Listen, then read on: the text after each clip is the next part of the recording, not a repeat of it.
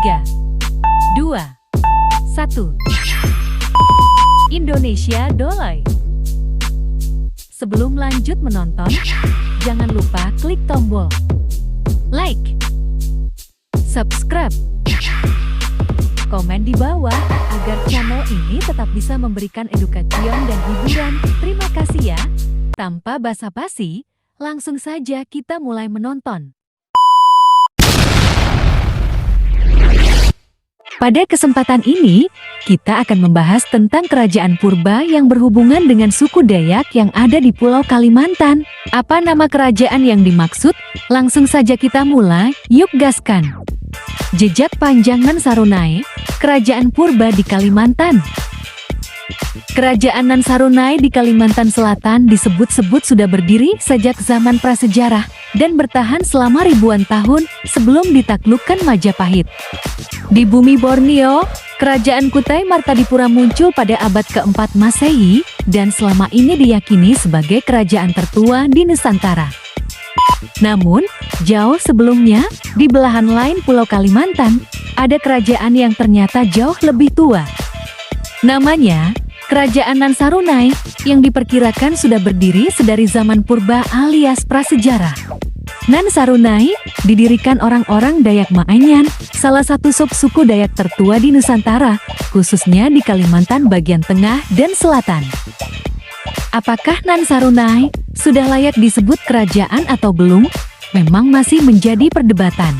Namun, yang jelas, pemerintahan di Nan Sarunai berlangsung sangat lama. Eksistensi kerajaan Nan Sarunai baru berakhir setelah datang pasukan Majapahit dari Jawa pada pertengahan abad ke-14 Masehi. Orang-orang Dayak Maanyan tercerai-berai. Namun, nantinya kerajaan ini menjadi embrio terbentuknya identitas masyarakat Kalimantan Selatan, cikal bakal Kesultanan Banjar. Melacak kerajaan Nan Sarunai. Nan Sarunai diyakini berada di Amuntai, daerah yang terletak di pertemuan Sungai Negara, Sungai Tabalong, dan Sungai Balangan yang bermuara di Laut Jawa.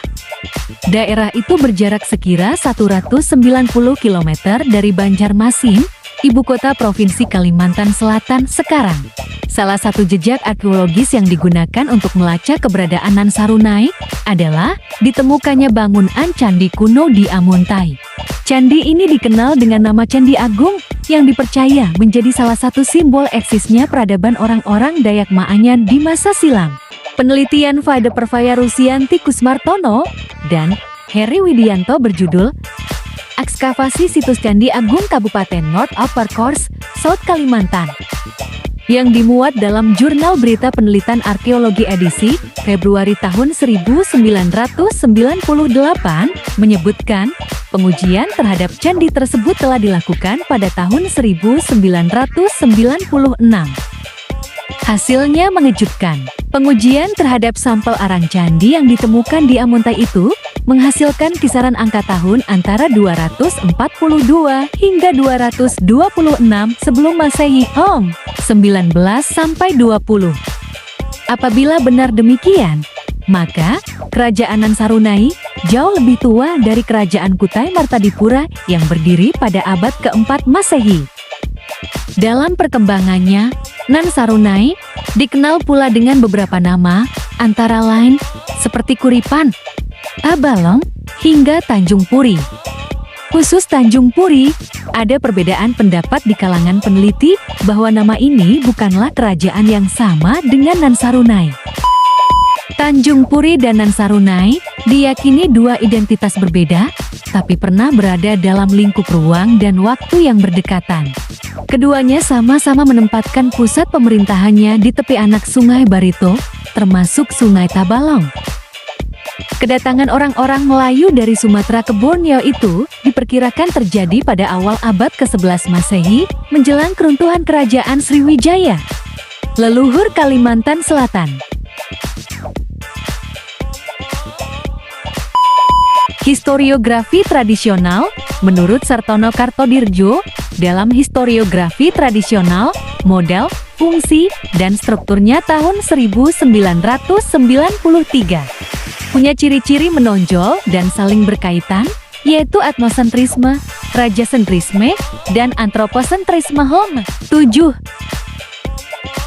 Tradisi kerajaan Nan Sarunai dalam Hikayat Banjar menyerupai tradisi lisan, yakni nyanyian wadian yang ditransmisikan secara turun-temurun. Dalam struktur birokrasi dan sirkulasi elite di Kerajaan Banjar pada abad XIX tahun 1994. M.Z. Arifin Anis menegaskan, tradisi lisan Dayak Maanyang ini membawa kisah jika mereka sudah memiliki negara suku bernama Nan Sarunai. Boleh jadi, istilah negara suku lebih tepat untuk menyebut tata pemerintahan di Nan Sarunai daripada istilah kerajaan. Karena keberadaan peradaban orang-orang Dayak Maanyang ini terkesan tidak diakui sebagai kerajaan tertua di Nusantara. Bangkit dan runtuhnya Nan Sarunai. Menurut Alfani Daud tahun 1997 memperkirakan bahwa terbentuknya pemerintahan Nan Sarunai pada masa prasejarah bermula dari bergabungnya beberapa komunitas adat Dayak Maanyang yang dipersatukan dalam suatu pusat kekuasaan yang lebih luas. 2. Sedangkan keruntuhan kerajaan Nan Sarunai mulai terjadi pada masa-masa akhir pemerintahan Raden Anyan. Raden Anyan yang menyandang gelar Datu Tatuyan Wulomea Raja Papangkat Amas disebut-sebut sebagai raja terakhir Nan Sarunai. Jika demikian, berarti pembahasan tentang kerajaan purba yang ada di Kalimantan sudah selesai. Bagaimana menurut kalian? Silakan komen di bawah agar channel ini bisa lebih baik lagi dalam penyajian tontonan. Salam budaya, salam Bhinneka, dan sampai jumpa.